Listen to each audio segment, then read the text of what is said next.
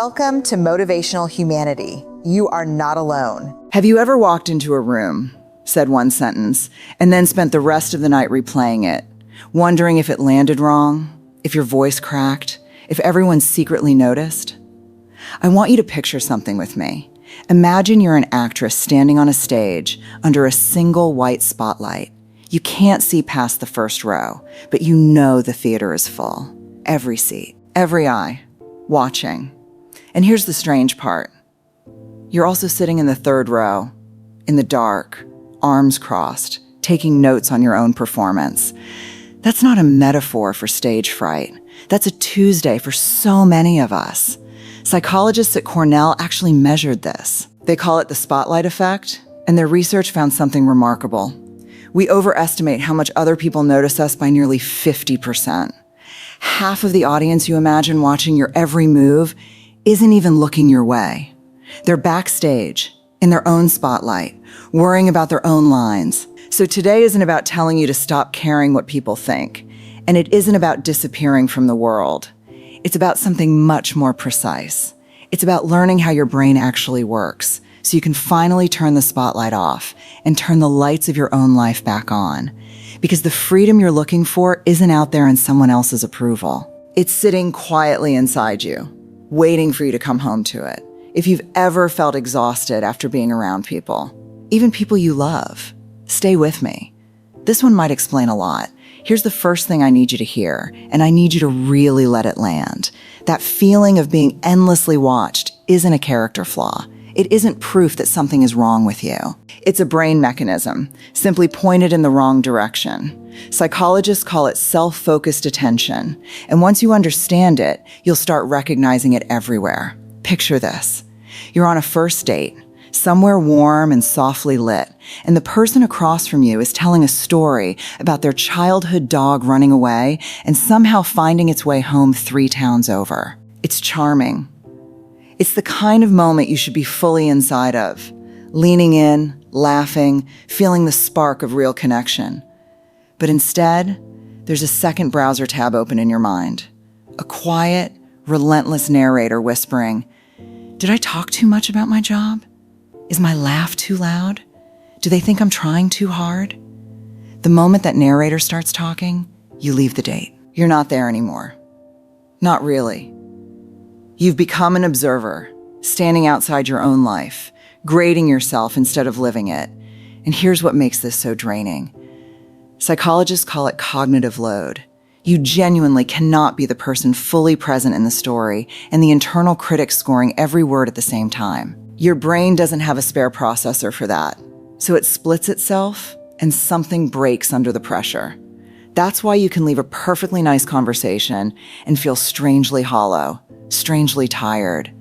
Not because the conversation drained you, but because you spent the whole time editing yourself in real time. This need to be constantly liked, constantly approved of. It has a name too.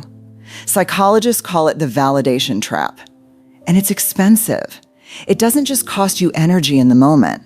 It costs you something far more precious over time, the authorship of your own life. Every time you outsource your worth to someone else's opinion, you hand them a small piece of the steering wheel. This doesn't happen in one dramatic moment. Nobody wakes up one day and suddenly has lost themselves. It happens slowly, quietly, through 3 patterns. I want you to be honest with yourself as I describe them. See if you recognize your own reflection. You are remarkable at reading a room. With your college friends, you're the loud, funny one. In client meetings, you're polished and measured. Around your in-laws, you become someone softer, more agreeable, careful, not to ruffle a single feather. You've built a different version of yourself for every audience, and honestly, you're good at it. But late at night, in the 15 quiet minutes before sleep, when there's no one left to perform for, a question creeps in. Who am I, actually, when nobody's watching? And sometimes there's no answer waiting. That silence is what psychologists call identity exhaustion. When you spend your whole life adjusting to fit every room, you can lose the shape of your own face. This is the sign of a mind under constant cognitive overload. You're not simply living your life, you're managing the image of your life.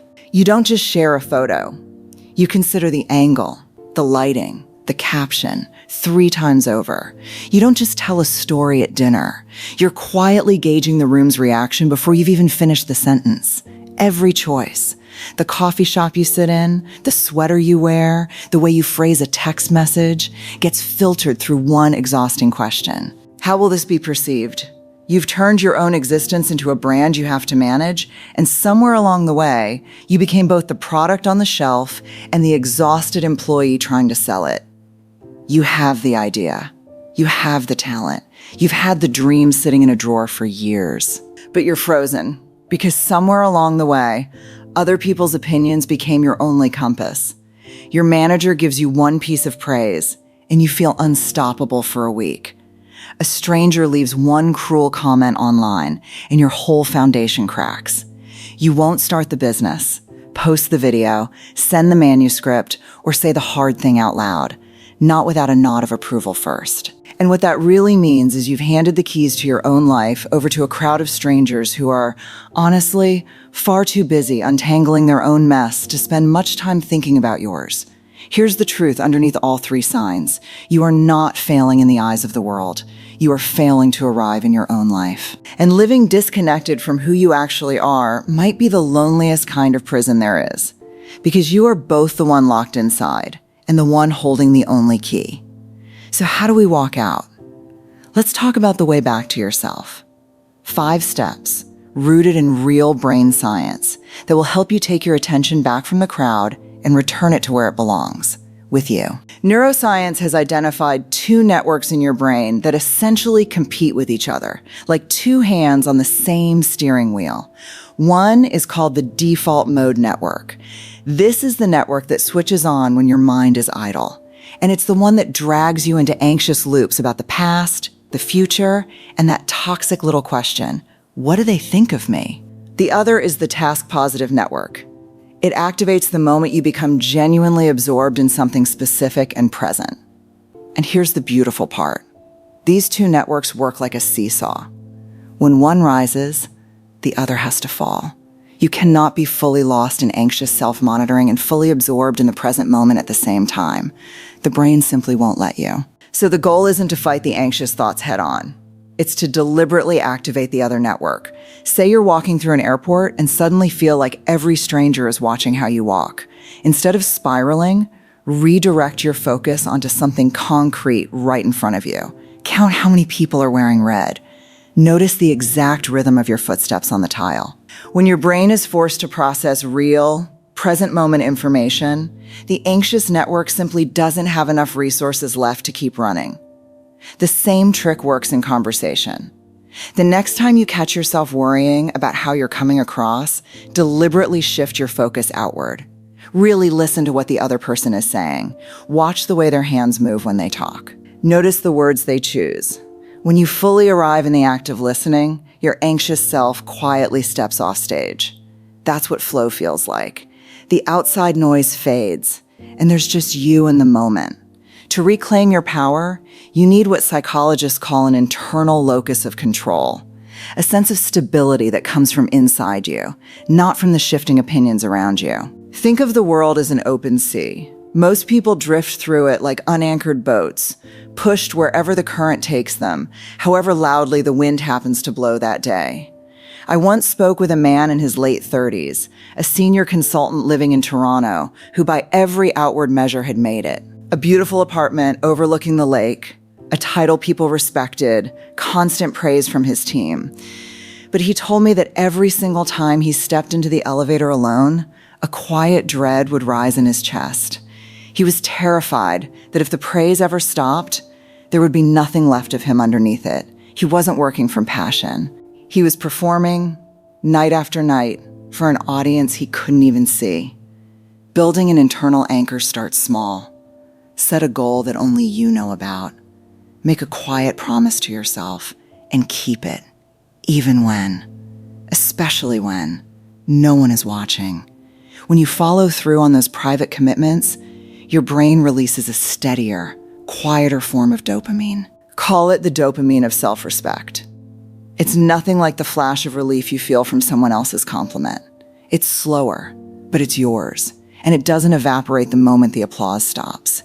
Stack enough of these quiet wins, and other people's opinions will still exist. They just won't have the power to move your foundation anymore. This step asks you to understand something called social projection, a well-documented bias where we assume other people are thinking and judging exactly the way we are. Here's the uncomfortable truth. When you walk into a room and feel that everyone is silently judging you, what's usually happening is that you are judging yourself, and your mind is projecting that judgment onto every face in the room. Psychologists have found that your brain defaults to your own inner experience as its reference point for interpreting the world around you. If somewhere inside you believe you're not enough, your mind will find that exact story written on your coworker's neutral expression, even if they're simply thinking about what to make for dinner. That critical voice you keep hearing in other people's eyes, it was never really them. It's your own voice, borrowing their faces to speak. Once you see this clearly, something loosens. Most of the judgment you've spent your life dreading is a story your own mind wrote and then projected onto a blank screen.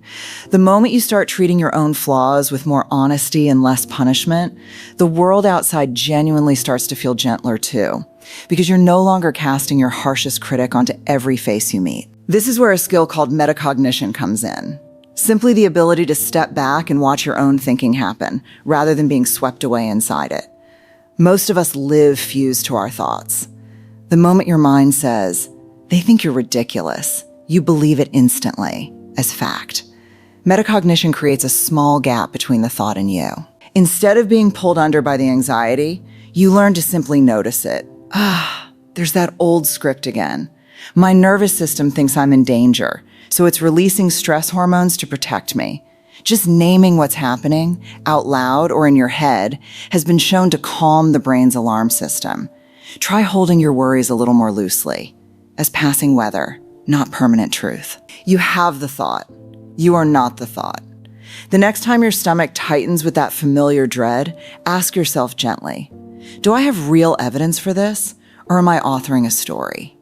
When you examine your anxiety with curiosity instead of reacting to it with fear, you'll often find it has far less substance than it felt like it did in the moment.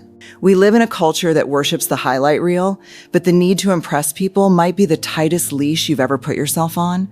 The moment you try to impress someone, you quietly hand them a gavel and sit yourself down in the witness chair, waiting for the verdict.